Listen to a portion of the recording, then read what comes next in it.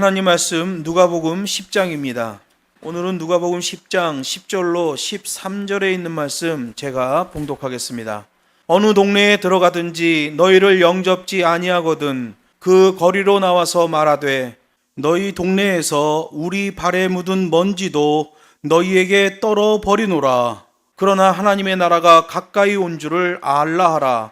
내가 너희에게 말하노니 전날에 소돔이 그 동네보다 견디기 쉬우리라.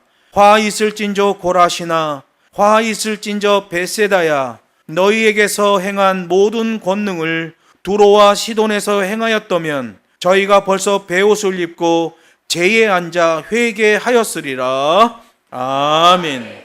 본문 말씀을 가지고 회개할 때 주어지는 하늘의 평안이라는 제목으로 6번째 시간 하나님 말씀을 증거하겠습니다. 누가복음 10장에서는 예수님의 12 제자들이 실패했던 부분에 대하여 고치고 보완하는 매뉴얼을 보여주고 있어요. 오류를 지적하고 제거하는 매뉴얼이에요. 그렇게 오류 제거 매뉴얼로 선포되기 때문에 제 소견에 옳은 대로 제 맘대로 행한 것에 대한 징벌, 심판도 같이 포함되는 거예요. 첫 번째 분부하심 받았을 때 계속해서 그 흐름으로 간다면 심판의 메시지가 붙어 나올 리가 없죠. 그런데 오류가 생겨버린 거예요. 그러니까 심판의 메시지가 따라 나오고 이것을 지키는 자가 복을 받게 될 것이다 라는 계명이 덧붙여 나오는 거예요. 아담과 하와도 마찬가지잖아요. 에덴 동산에 있을 때에 하나님이 분부하셨어요. 동산 중앙에 있는 선악과는 먹으면 안 된다. 그대로 흐름을 타면 징계의 메시지가 있을 게 없어요. 그런데 범해버리죠. 그래서 하나님으로부터 징계를 받고 동산에서 쫓겨나고 율법이라는 메시지가 오는 거예요. 죄를 지은 인간을 회복시켜야 되기 때문에 율법이라는 메시지가 오게 되는 거예요. 누가복음 9장과 누가복음 10장을 비교해도 똑같지요. 9장에서는 예수님의 12 제자들이 주님의 분부하신 대로 복음 전파를 하러 나갔는데 주님이 말씀대로 했어요. 그랬더니 정말 놀라운 증거들이 나왔지요. 그런데 어느 한순간 삐끗 해버리네요. 그러더니 그 삐끗한 잘못된 흐름으로 가는 거예요. 그래서 누가복음 10장에서 12 제자들을 일단 뒤로 물러놓고 다시 복음 전파자 72인을 세워놓고 앞에 12 제자에게 했던 메시지를 그대로 줘요. 그대로 주면서 뭘 줘요? 심판의 메시지를 붙여서 주는 거죠. 그러면 12 제자 입장에서는 어떤 메시지가 되겠어요? 회개하고 다시 본래의 궤도로 들어와야 되는 거예요. 만약에 거기서 안 들어오면 그걸로 끝입니다. 하나님이 기회를 주실 때 빨리 그 의도를 캐치하고 자세를 잡아야 되는 거예요. 그렇게 복음 사역을 나갔는데 정당한 복음을 전함에도 불구하고 거절을 당하는 경우에 대한 매뉴얼이 10절에 나와 있습니다. 여기 영접하다라는 데코마이라는 말은 두 가지를 동시에 기쁘게 환영하는 자세예요. 전쟁터에서 전령이 통지문을 갖고 왔어요. 이 통지문도 환영하고 이 통지문을 가져온 전령도 환영해주는 두 가지의 환영이 데코마이 안에 같이 들어있는 거예요. 이거 예수님의 판단이거든요, 이게. 그러면 어느 누군가가 복음을 전하러 갔으면 그것을 영접하는 자는 그 복음 내용 자체도 기쁘게 환영해야 되고 복음을 증거한 그 사람, 복음 증거자도 기뻐해야 된다는 얘기예요. 이게 우리 예수님이 말씀하시는 복음 전파 때에 복음을 받아들이는 자의 자세 매뉴얼이에요. 또 말씀하셔요. 그 선포되는 내용은 개인적 입장에서 전하는 게 아니라 하나님으로부터 위임받은 내용을 전달해야 된다는 거예요. 전쟁터에서 전령이 왕에게 전장 보고서를 전달하는데 중간에 오다가 펼쳐보더니 자기가 내용을 임의로 바꿨어. 그러면 안 돼요. 그 전령은 왕 앞에 도착하자마자 사형입니다. 그거는 1.1획도 바꾸면 안 돼요. 그냥 뚫뚫뚫 말려있는 상태로 그대로 봉인된 상태로 그대로 갖다 줘야 돼요. 예수님의 판단이에요. 이게 데코마이라는 말을 사용하신 의도란 말이에요. 그러므로 하나님의 복음을 전하는 자들도 자기의 생각을 섞으면 안 된다는 거예요. 그 복음의 의도대로 그대로 전해야 된다는 거예요. 그래서 여러분 설교학에서는 설교의 정설은 강해 설교예요. 하나님 말씀을 그대로 계속 이어서 설교해 나가는 거죠. 그런데 시절이 좀 그러다 보니까 주제 설교라는 게 나왔어요. 그 주제 설교를 목사들이 악용하죠. 그래서 교회에서 어떤 일이 벌어져요? 목사가 저 설교로 나를 까는구나, 이런 오해를 받는단 말이에요. 근데 하나님의 말씀을 쭉 강해해 나가면 그런 시시비비가 걸리지 않지요.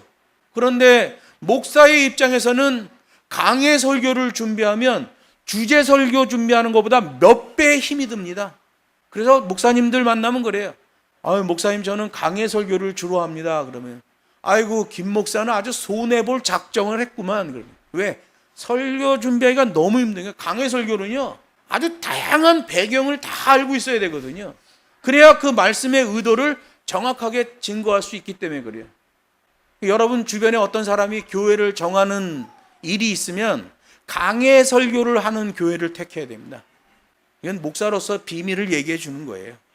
그렇기 때문에 복음 전파자에 의해 선포되는 내용은 개인적 입장에서가 아니라 하나님께로부터 위임받은 내용을 전해야만 한다. 만약 그렇지 않으면 그건 하나님의 징계를 받습니다. 그래서 복음 전파자는 하나님의 계명을 잘 알아야 되고 그것을 실천해 그 결과값을 열매로 거두어 본 사람이어야만 하는 거예요. 그 메커니즘이죠. 하나님의 말씀을 실천하고 열매를 거둬보지도 못하는 사람이 목사가 되면 맨날 뜬구름 잡는 얘기만 하는 거예요. 아무것도 없어. 추상적인 얘기만 하는 거예요. 여러분, 추상적인 얘기는 답답해집니다. 자기 혼자 생각하는 거예요. 나는 지금 미국에 있어, 미국에 있어, 미국에 있어. 3일만 외쳐봐요. 자긴 미국에 있는 줄 알아. 거짓말로 간증하고 다니는 사람들이 그렇잖아요. 처음에 간증할 때 거짓말 섞을 땐 양심의 가책이 와. 그런데 몇 번 간증하고 돌아다니다 보면 그 거짓말이 실제인지 거짓말인지를 구별 못해요. 왜 그래요? 추상화되기 때문에 그렇습니다. 하나님의 일꾼은 복음을 잘 알아야 되고 그 복음을 실천해 봐야 되고 실천하고 그 열매, 결과값을 얻어본 사람이어야 돼요. 그래야 그 흐름으로 계속 가게 되는 거죠. 예수님의 12제자 흐름이 끊겨버렸어요. 그래서 심판과 경고의 메시지가 나오는 거예요. 성경에서도 말하잖아요. 초청한 자의 집에 들어갈 때에는 들어가면서 너가 먼저 샬롬의 인사를 전해라. 두 번째는 뭐예요? 네 맘대로 네 편의를 따라 숙소를 옮기는 일은 금지하라. 이 두 개의 명령이에요. 복음을 전하 초청을 받았어. 두 개의 명령이 있잖아요. 샬롬, 너가 먼저 해라. 숙소 옮기는 것 절대 금지. 그래야 그 일에서 결과값이 나오는 거예요. 이럴 땐 이러고 저럴 땐 저러면 그건 결과값이 안 나오는 일이 돼버리는 거예요. 예수님을 믿는다고 수십 년 믿는데 맨날 헛발질이고 아무것도 없는 거예요. 복음 전파자들은 그렇게 하나님의 계명 메커니즘을 따라 움직여야 하는 위임이 돼 있다는 거예요. 하나님의 권위로 태어나는 거예요. 여러분, 위임이라는 게 그래서 중요한 거예요.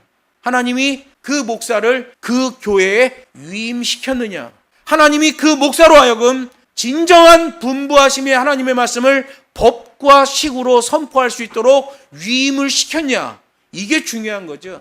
왜냐하면 구약시대에도 거짓 선지자 많았단 말이에요. 그들은 하나님께 받지 않았는데 마치 하나님께 받은 것처럼 말하고 다녔단 말이에요. 그래서 하나님께 징계를 받잖아요. 하나님의 심판을 받잖아요. 그렇게 하나님에 의해 위임된 하나님의 권위로 대언하는 것, 그것을 선포라고 하는 거예요. 선포. 그래서 우리 교회에서 그런 기도하죠. 선포되어지는 하나님의 말씀을 왕의 말씀으로 받고 전하는 자나 듣는 자 모두가 그 말씀에 순종하기를 원합니다. 이거 성경이에요. 이 말씀 자체가. 선포는 법적 용어예요. 양 당사자가 모두 지켜야 하는 법이에요. 하나님이 우리에게 계명을 주셨어요. 하나님도 지키시고 우리도 지켜야 돼요. 선포는 그런 거예요. 선언은 어느 한쪽만 지키고 다른 한쪽은 안 지켜도 할 말 없는 거예요. 가끔 국가 지도자들이 외국에 나가서 두 정상에 선언이 있다 그러면 그건 꽝인 겁니다. 아무 의미 없어요. 아무리 장밋빛 미래를 얘기하는 선언을 해도 그 아무 의미 없는 거예요. 법적인 효과가 없습니다. 어느 한쪽이 어겨도 할 말 없어요. 선언은 법적 용어가 아니기 때문에 그래요. 선포는 법적 용어입니다. 전하는 자, 듣는 자 모두가 그 말씀을 지켜야 돼요. 그래서 계시록 1장 3절에 보면 이 기록된 말씀을 읽는 자와 듣는 자와 지키는 자가 복이 있다 이렇게 말해요. 읽는다 라는 게 동분사라고 그래. 동분사. 동사 플러스 분사. 이 분사라는 것은 분사 명령을 얘기하는 거예요.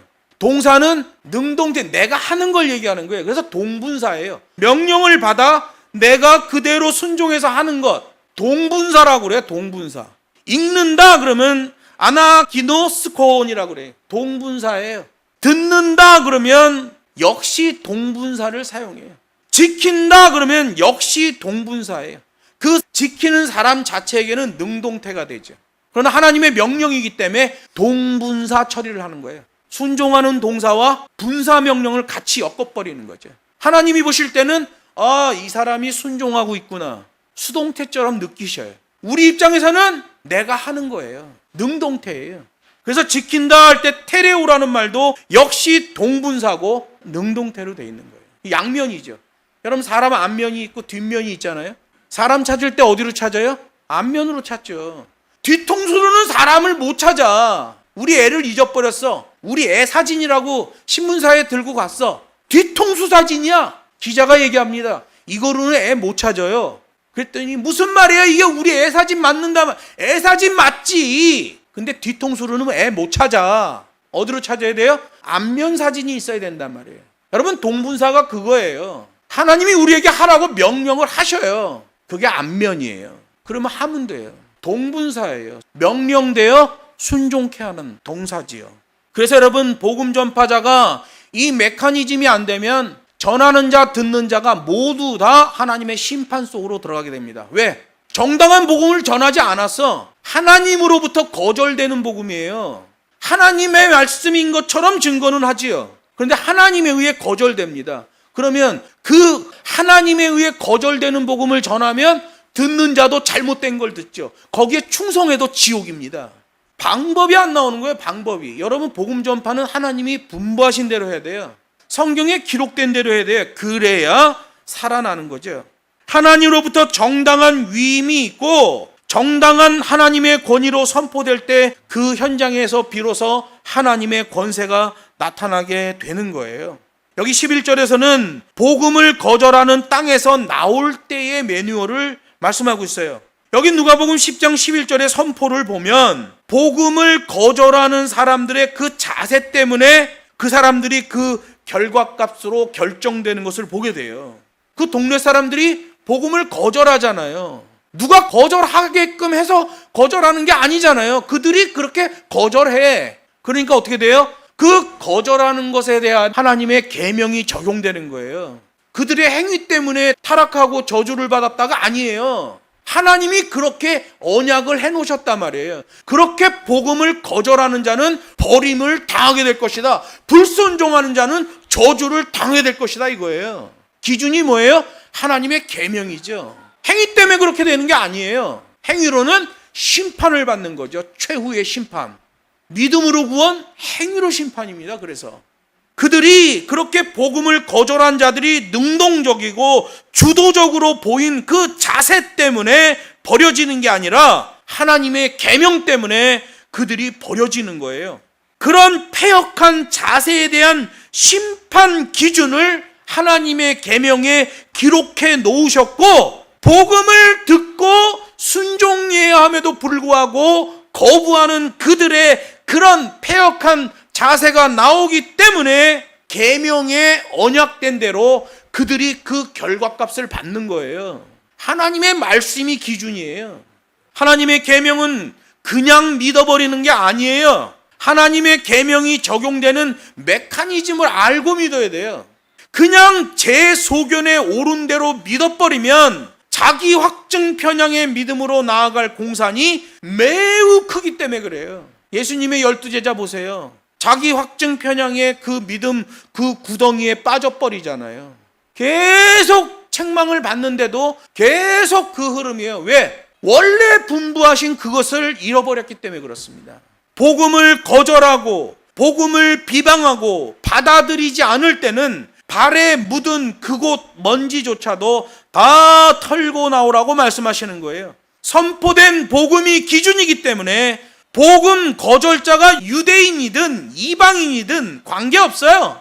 전하는 자, 듣는 자 모두가 그 심판에 해당돼 버립니다. 내가 가서 정당한 복음을 전했는데 그가 거절했어요. 하나님으로부터 위임된 복음을 전했는데 거절당했어요. 그러면 그 사람에게 심판이 임하게 되는 거예요. 그런데 자기 맘대로 자기가 각색한 복음으로 나갔어요. 그러면 둘 다 빠지는 겁니다. 주님이 그래서 얘기하잖아요. 소경이 소경을 인도하면 둘 다 구덩이에 빠지게 된다. 거절될 복음을 만들지 말라는 거죠. 분부하신 대로만 하라는 거예요. 그러면 영혼이 살아나고 세워지게 되는 거예요. 듣는 자의 경우는 복음을 거절하는 자세로 그 사람이 판단됩니다. 복음을 아무것도 모르는 사람이야. 듣는 사람이야. 그 사람은 복음을 거절하는 자세, 그 자세로 판단이 돼요. 하나님의 심판을 받게 되지요. 복음을 전하는 자는 뭐로 판단이 돼요? 왜 전하는 자, 듣는 자를 다 말해요? 이거 교정 매뉴얼이잖아요. 10장은. 원래 매뉴얼을 말하고 플러스 심판 매뉴얼을 같이 엮어놨단 말이에요. 그래서 듣는 자도 거기 속하고 전하는 자도 거기에 속한단 말이에요. 듣는 자는 복음을 거절하는 그 자세 때문에 그 결과값을 받게 된다는 거죠. 복음을 전하는 자는 위임된 복음 사명자인지 하나님의 권위로 세워진 자인지 법과 식의 매뉴얼로 하는 자인지가 판단의 기준이 되는 거예요. 그래서 갈라디아서 1장 8절, 1장 9절에 보면 천사라 할지라도 하나님의 말씀을 변개하면 하나님의 저주를 받을 것이다. 그리고 갈라디아서 1장 9절에서 또 한 번 얘기해요. 하나님의 말씀을 변개하는 자는 천사라고 할지라도 저주를 면키 어려울 것이다. 여러분, 분부하심이 그래서 중요한 거고요. 정당성, 위임 아주 중요한 거예요. 근데 요즘은 포스트 모더니즘 시대이기 때문에 절대적 기준을 인정하지 않습니다. 그래서 WCC에서도 그러는 거 아니에요. 하나님의 말씀 성경이 있다고 해도 우리가 굳이 이 말씀을 다 지킬 필요는 없다라고 얘기하는 거예요. 왜? 포스트 모더니즘, 자기 생각에 빠져있기 때문에 그래요. 이 성경 보고 내가 지켜야 된다고 생각하면 지키고 지켜야 되지 않는다고 생각하면 안 지켜도 된다는 거야. 지 마음대로죠. 그거 복음 아닙니다. 그리고 그 계명적 판단에 대해서는 책임이 전적으로 그 당사자에게 있게 된다는 거예요. 그래서 여러분 행위심판이에요.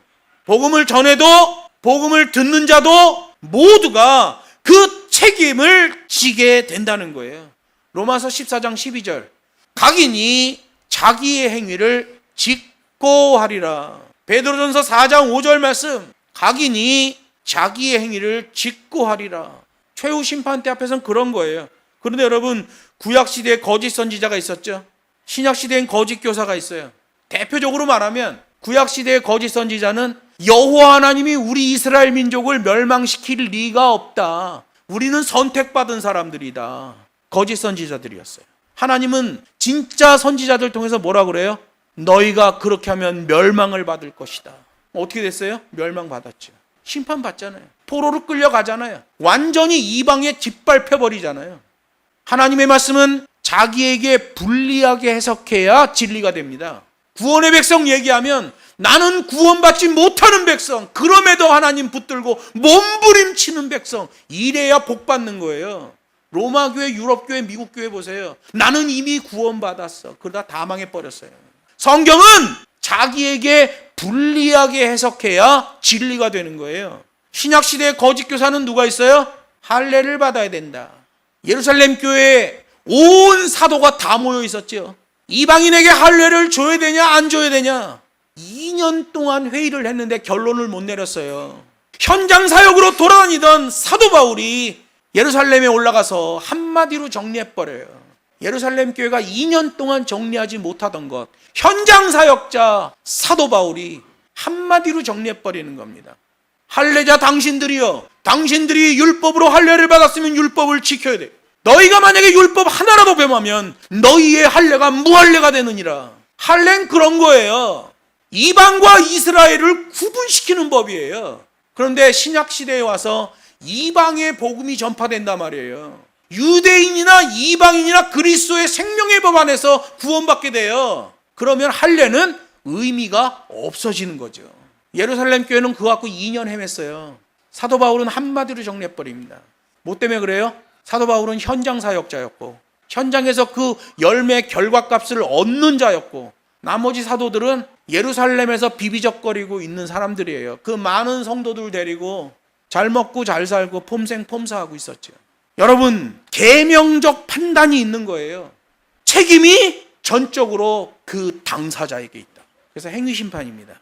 성령의 인도하심을 받아갈 때 계명대로 인도하심을 받아야 하고 계명대로 자세가 나와야 된단 말이에요. 요한복음 14장 26절에서 말하죠. 내가 너에게 보혜사를 보낸다. 그가 오면 내가 너희에게 말한 모든 것을 생각나게 할 것이다. 성령은 생각나게 하시는 분이에요. 주님이 우리에게 무엇을 분부하셨는지를 생각나게 하는 영이에요.